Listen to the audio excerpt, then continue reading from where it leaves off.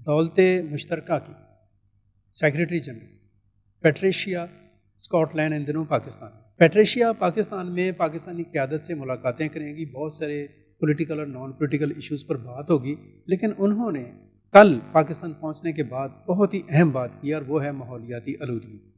वो ये बात कहती हैं कि पाकिस्तान जो ग्रीन हाउसेस गैसेज हैं उनसे निकलने वाली जो माहौलियात में जो प्रॉब्लम्स हैं उनमें हिस्सेदार नहीं है, बहुत ही कम हिस्सेदार। लेकिन ये माहौलियाती आलूदगी और दर्जा हरारत में इजाफे का बदतरीन असर पाकिस्तान पर पड़ रहा है, और इस वजह से पाकिस्तान में जो हलाकतें और अमवात हो सकती हैं उनका ख़तरा दुनिया के किसी भी दूसरे मुल्क के मुकाबले में 15 गुना ज़्यादा। उन्होंने इसकी मिसाल 2022 के सैलाब से भी दी है और कहा है कि 2022 में जो सैलाब आया उसने जो तबाही फैलाई पाकिस्तान में वो एक एग्जाम्पल है।